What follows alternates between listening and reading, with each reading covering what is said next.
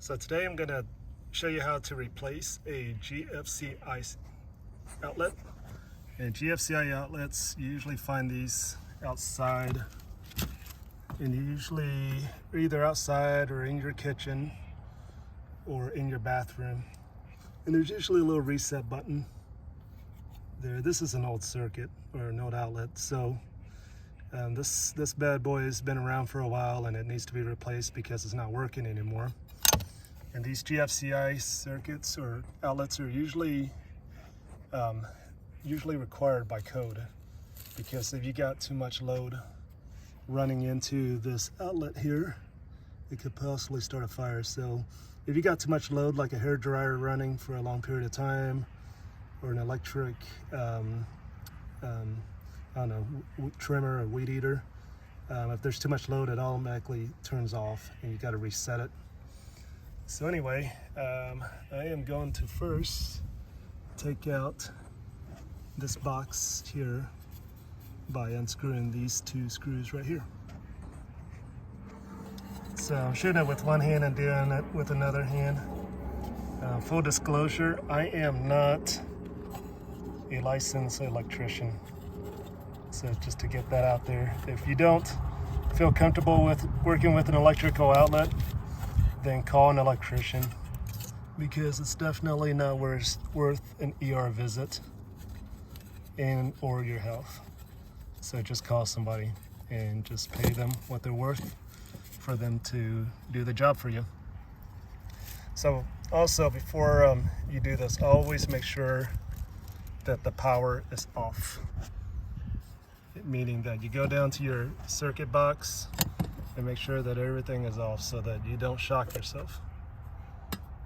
Like I said, it's not worth an ED visit or a stay in the hospital or any long-term damage to your health. Okay, so I got the box out, and this is an old circuit or an old outlet, as you can see. Definitely needs to be replaced.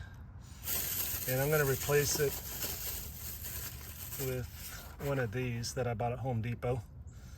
It's a 15 amp, so make sure that you buy the right ampage, the amp, and you find out the right amp. You see here it says 15A, 125 volts. So in order to know which amp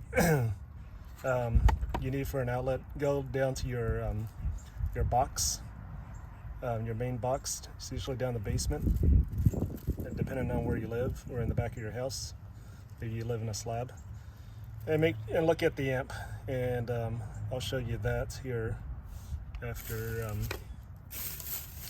I get this all in.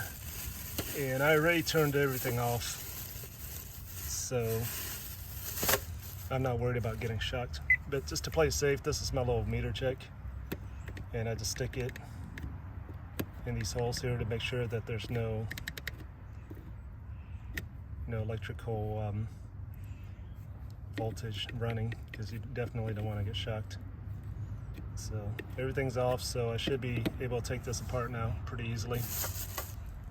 And I'm filming with one hand and doing the work with another hand, so I'm just gonna unscrew this. And this normally takes about 15-20 minutes of work. If you were to hire an electrician, they would probably charge you a couple $100, $200 to $300 an outlet. So I think I paid $20 for that outlet at Home Depot. So it's a nice day, so why not? I don't really have anything else to do today, so I might as well just get these done and be able to hang my Christmas lights.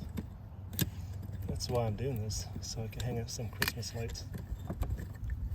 Okay, so I'm pulling this out, and this is in pretty bad shape, as you can see.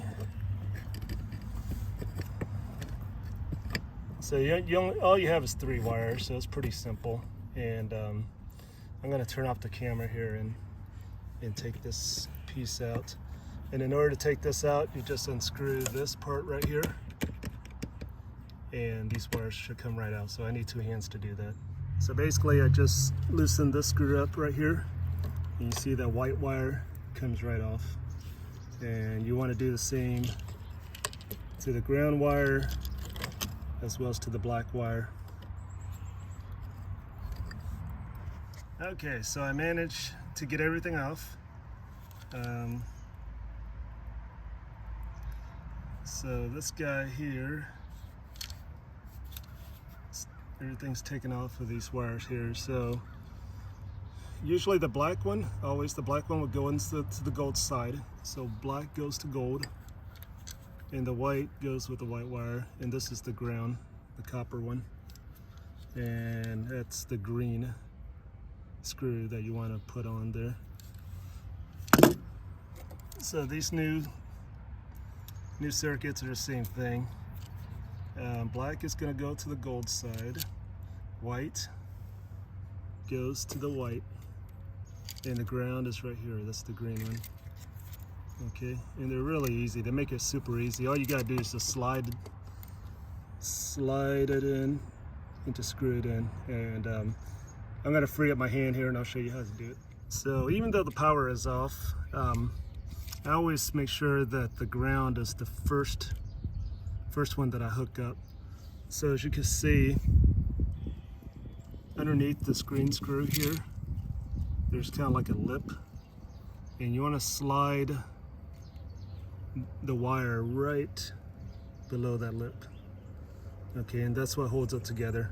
And once you slide it below that, all you gotta do is tighten up that screw, and you should be good. Okay, so I put all the wires back in and I screwed everything together. Like I said, this is the black wire because it goes into the brass colored side. And just all you gotta do is to slide it into that little hole right there, that little lip below that lip, and just screw it tight. Right to tight, left is to loose. Just remember that. So once everything is in, you're pretty much done. All you gotta do is just slide this back in. Make sure the screw here, right here, lines up into this hole. I'm trying to do everything with one hand, so sorry about the shaky camera. And just gonna slide everything in. You kind of want to fold it like an accordion when you put it back in.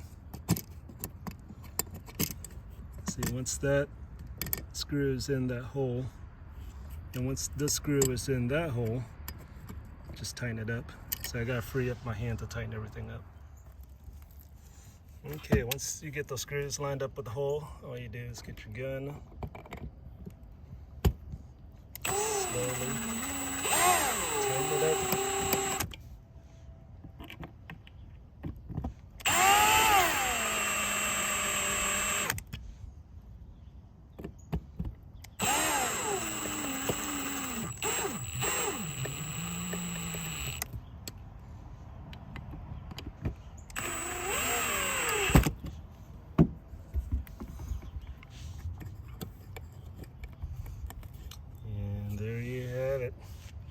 All I gotta do is put this plate back on to keep the water out, and go downstairs, turn the circuit back on, and everything should be working. So this is the circuit breaker box. So before you do anything electrical in your house, always make sure that you turn off the breaker for the room that you're working on. Or to play it safe, you could always just turn off the main power here, and that will shut off all of your electricity. And if you look at this box here, it tells you, I don't know if you're able to see, but it tells you the amp for each circuit. So if the 15 is the 15 amps. So that's how you could tell. Some are 20. I don't know if you're able to see it, but some are 20 and some are 15. So that's basically how you know which amp to buy for your GFCI circuit. And most houses should have a label corresponding to the number for each room. So that, in a nutshell, is what you need to do to turn off your power. Okay, so I turned on the circuit breaker box downstairs, and the green light is on, which is a good sign. And you always want to make sure you press this reset button, because if you hit the test button, you're going to turn off that light, and you'll in turn turn off the outlet. So you hit that red button, and you see that green light on, you're in good shape. And also, what I usually do, I just mentioned this earlier, but before taking these out, always test the power. And that means that it's a hot wire. And I also have one of these too. You could buy both of these at Home Depot as a set for about $20 or $30. It's well worth the money.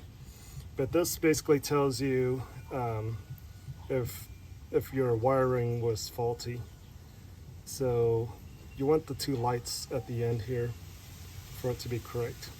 Okay, so I'm going to plug it in. And you see those two lights go on? That means that it's correct. The last light is not on. Okay, so basically,